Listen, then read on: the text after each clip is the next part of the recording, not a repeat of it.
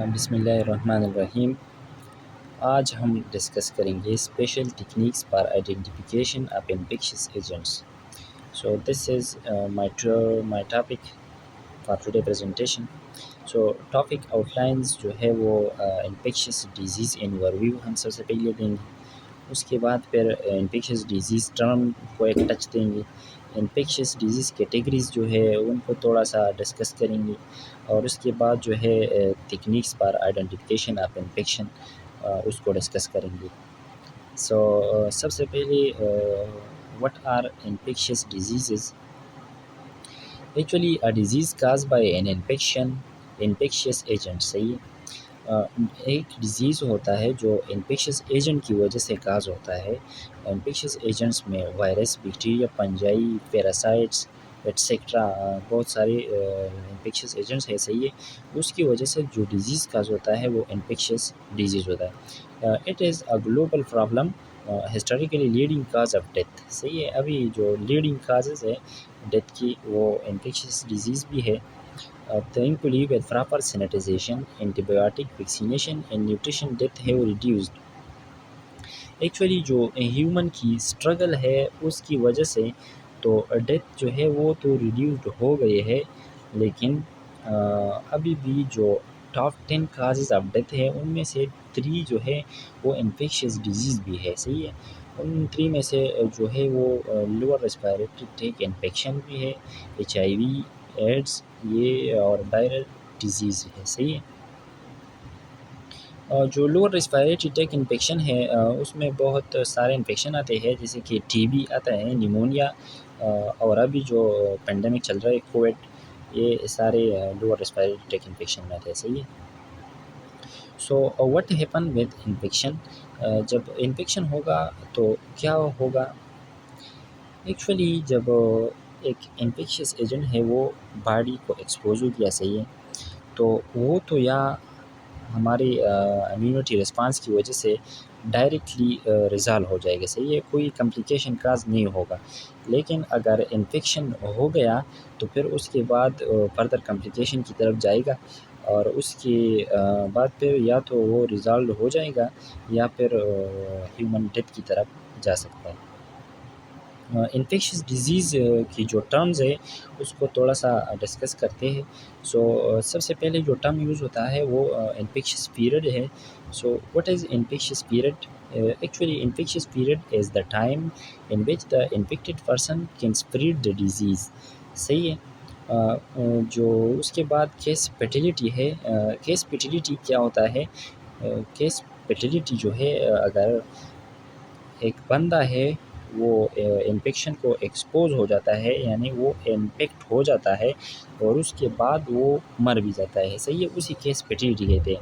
यानी कि यहाँ पे एक डायग्राम है, इसमें दिखाया गया है टोटल 10 बंदे हैं। सही है। उस 10 में से 10 को इन्फेक्शन हो गया, लेकिन 10 में से जो है 6 वो रिकवर हो गई और 4 जो है वो मर गए। सही है। तो केस फर्टिलिटी जो है वो ये जो 4 आदमी जो है ये मर गई, ये इंडिकेट करते हैं। सही है।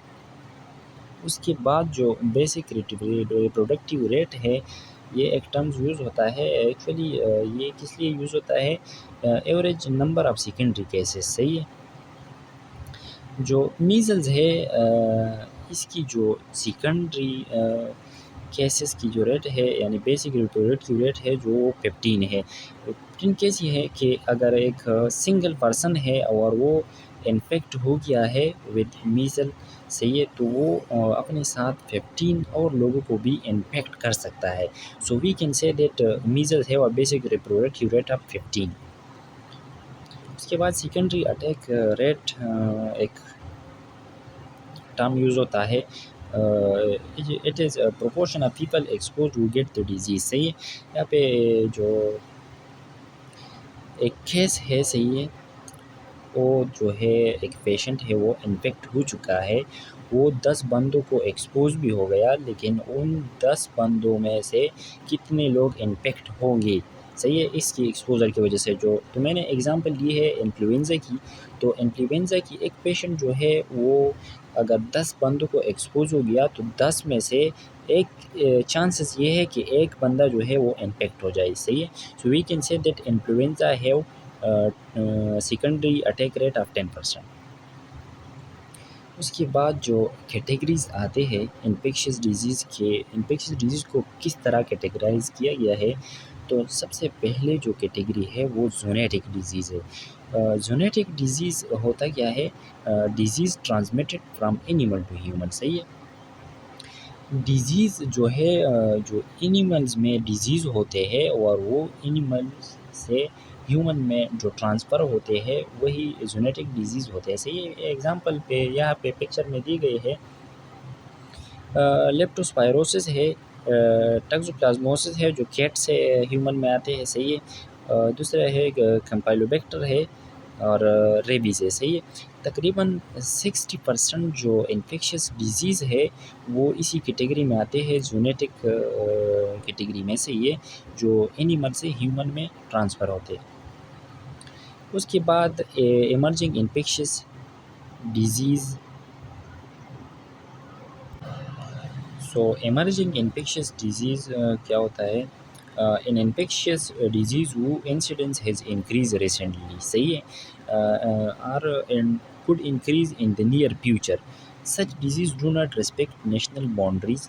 इसके एग्जांपल जो है वो HIV है, सही है। सार्स है, जो सार्स में अभी जो ये कोविड चल रहा है, सही है। इसके बाद एस्क्रिशिया कोलाई ये बैक्टीरिया है, डेंगू फीवर है और हंटा वायरस है, सही है। ये जो है कभी भी पेंडेमिक में कन्वर्ट हो सकते हैं, सही है। अभी जो हम देखें कि कभी डेंगू फीवर जो है वो कभी बिल्कुल गायब हो जाता है, कभी वापस एक पेंडेमिक की शक्ल में आ जाता है। तो ये डिज़ीज़ जो है ये इमर्जिंग इन्फेक्शियस कैटेगरी में जो है इसको कैटेगराइज़ किया गया है, सही है। इसके बाद neglected tropical disease, actually this disease are affect forest countries in the world. For example dengue virus है, सही है।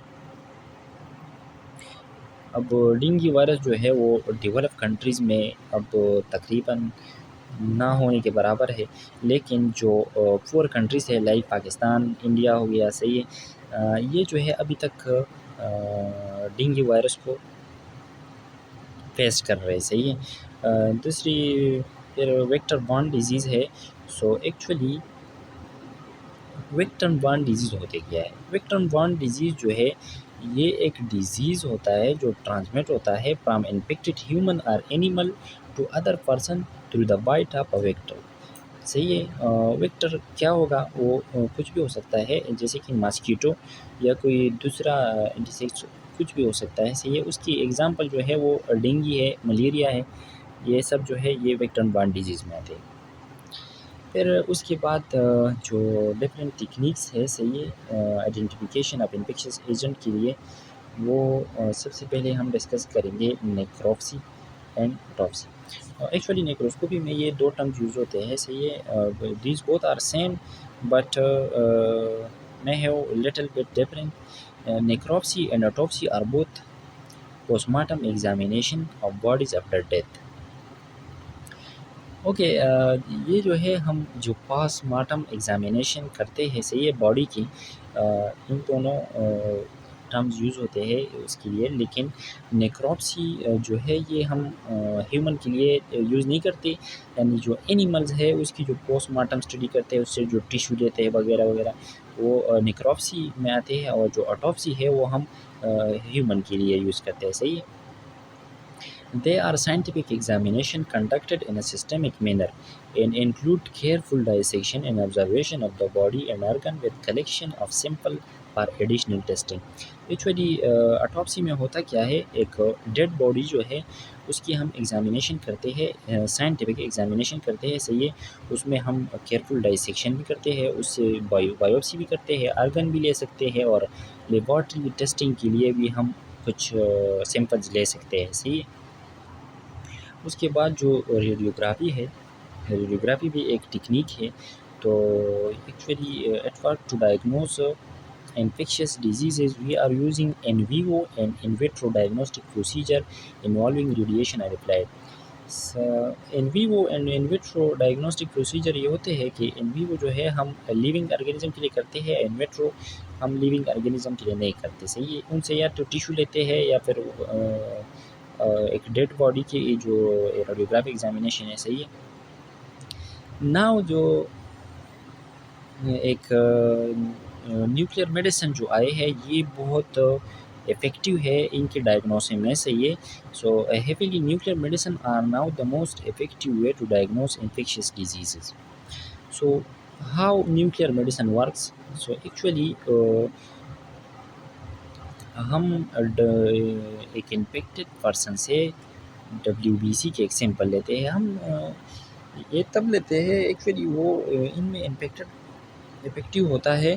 जो अक्सर लोगों को फेवर होता है, क्रिटिकल इल पेशेंट होता है, लेकिन उसकी कोई पता नहीं लगता कि उसकी बीमारी क्या है। सही है, अननोन ऑरिजिन की जो डिज़ीज़ होते हैं वो हम मालूम करने के लिए न्यूक्लियर मेडिसिन की यूज़ करते हैं। सही है, कैसे करते हैं? इस तरह करते हैं कि हम WBC के एक सैंपल लेते हैं, फिर उसकी हम न्यूक्लियर मेडिसिन कोटिंग करते हैं, फिर वो उसको बॉडी में वापस इंजेक्ट करते हैं। सही है, फिर उसकी हम एग्ज़ामिनेशन करते हैं through a device because nuclear medicine are radioactive. सही है, और वो फिर सर्कुलेशन में जाके जो इन्फेक्शियस साइट है, इन्फेक्शन जहाँ पर होता है वहाँ चले जाते हैं। तो सबसे पहले तो ये इसमें हेल्प करते हैं कि हमें इन्फेक्शन की जो साइट है वो पता चल जाता है। सही है, उसके बाद हम एडिशनल टेस्टिंग की तरफ भी जा सकते हैं और ये एक इफ़ेक्टिव वे है कि हम एक इन्फेक्शन को डायग्नोस कर सकते हैं। इसके अलावा जो रेडियोग्राफ़ी है वो अगर हम एक डॉक्टर के पास जाएँगे, नॉर्मली अगर हम लेके हमें एक चेस्ट इन्फेक्शन है, तो सबसे पहले तो वो आपको एडवाइस करेगा कि आप जाके चेस्ट एक्स-रे कर लें। सही, यहाँ पे मैंने कुछ दिखाया है नॉर्मल एक चेस्ट है नॉर्मल है, दूसरा बैक्टीरियल निमोनिया है और तीसरा वायरल है। इसमें भी साफ पता चल जाता है कि कौन-सा इन्फेक्शन है और कौन-सी इन्फेक्शियस एजेंट की वजह से ये काज़ हुआ है। हाँ, दूसरे जो है यूरिन एनालिसिस है, ये भी एक टेक्निक यूज़ होता है। Actually this is the most they have advantages. इसकी जो सबसे बड़ी एडवांटेज है वो है ये है कि ये बहुत जल्द हमें रिज़ल्ट देता है। सही है, the most common infection diagnosed by urine analysis are UTI, which are one of the most common bacterial infections that require medical intervention. Severe other infections such as a community-acquired pneumonia and viremia infection can also be diagnosed with the help of urinalysis. अ, बहुत सारे जो disease है UTI तो हम करेंगे ही urine से, लेकिन जो निमोनियाज़ है वो भी हम यूरिन से डायग्नोस कर सकते हैं। सही है, दूसरी वायरिंग या इन्फेक्शन जो ब्लड में जो इन्फेक्शियस एजेंट जाते हैं, सही है, वो भी हम इसे एक्चुअली जो काफ़ी जो वायरस है वो तो यूरिन में डायरेक्टली भी शेड होते हैं।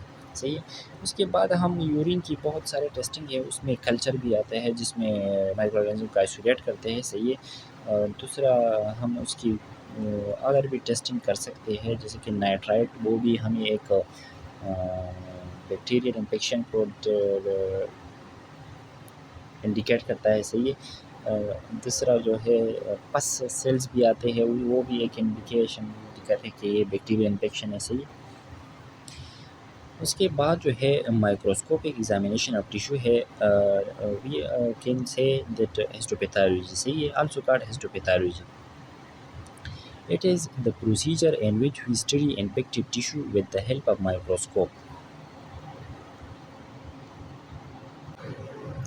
अच्छा, तो हम क्या करते हैं, एक टिश्यू लेते हैं और फिर उसकी हम माइक्रोस्कोपिकली स्टडी करते हैं। सही है, इसकी जो है 4 स्टेप्स हैं।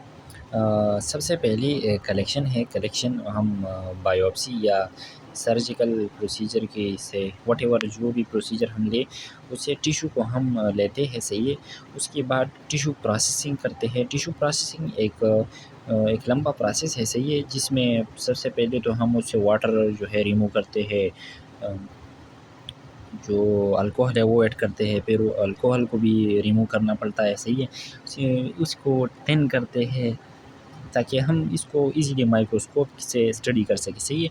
उसके बाद जो है हम स्टेनिंग करते हैं। स्टेनिंग में जो नॉर्मली जो हम यूज़ करते हैं वो ग्राम पॉजिटिव, ग्राम नेगेटिव और भी बहुत सारे जैसे कि एसिड स्टेन है, सही है। उसके बाद फिर हम उसको स्लाइड पे रख के उसकी माइक्रोस्कोपी की मदद से उसकी स्टडीज़ करते हैं, जिससे हम इन्फेक्शन को डिटेक्ट कर सकते हैं, सही है। हाँ, ये दूसरा एक टेक्निक है haematological test. So haematological test is a laboratory analysis performed on a blood sample, सही है, that is usually extracted from a vein in the arm using a hypodermic needle और ए फिंगर प्रिक। ये मैं एक picture add करूँगा। ये एक simple CBC laboratory test है, सही है, जो हेमाटोलॉजी सेक्शन है। इसमें न्यूट्रोफिल, लिम्फोसाइट, मोनोसाइट, एज़िनोफिल जो भी हो ये सारे जो काउंट्स है, सही है, ये हेमाटोलॉजिकल टेस्ट में ही आते हैं, सही है। तो यहाँ पर एक एब्नॉर्मैलिटी दिखाई दे रही है हमें, और वो ये है कि जो लिम्फोसाइट है वो नॉर्मल से एक्सक्रीट हो गई है, 46 हो गई, सही है। 20 टू 40 लेबोरेटरी की जो दिए गए हैं नॉर्मल रेंज वो 20 टू 40 है। यहाँ पर 46% ये हो गई है, यानी 6% जो है ये नॉर्मल से एक्सक्रीट कर गए, सही है। यहाँ पे जो टीएलसी है वो भी इंक्रीज़ हो गया है। तो जो लिम्फोसाइट है वो हमें यही इंडिकेट करता है कि कोई वायरल इन्फेक्शन जो है वो हो गया है, सही है। इसके बाद हम अगर स्पेसिफिक टेस्टिंग के लिए भी, एंटीजन टेस्ट के लिए भी हम फर्दर जा सकते हैं। इसके बाद anatomical pathology. Actually, anatomical pathology is a medical specialty that is concerned with diagnosis of a disease based on the macroscopic, microscopic, biochemical, immunologic and molecular examination of organ and tissue. सही है। anatomic pathology is the branch of medicine that studies the effect of disease on the structure of the body organ, सही है। अगर एक specialist है, सही है, anatomical pathology की एक स्पेशलिस्ट है, तो उसे ये सब पता होता है कि एक ख़ास इन्फेक्शन में एक ख़ास बॉडी की एनाटमी पर क्या इफ़ेक्ट होता है, सही है। तो वो अगर फिर एनाटमी एक ह्यूमन एनाटमी को स्टडी करेगा तो उसे पता आसानी से पता चलेगा कि यहाँ पर को इन्फेक्शन हुआ है, कौन-सा इन्फेक्शन हुआ है, सही है। So it was all about techniques, सही है, for identification of infectious agent. So इन सारे को ये जो सारे टेक्निक्स है हम इनको यूज़ करके एक इन्फेक्शन को डायग्नोस कर सकते हैं, सही। So thank you for that. ये मैंने कुछ रेफरेंस दिया है, अगर कोई इसको आगे पढ़ना चाहे, सही है। So thank you.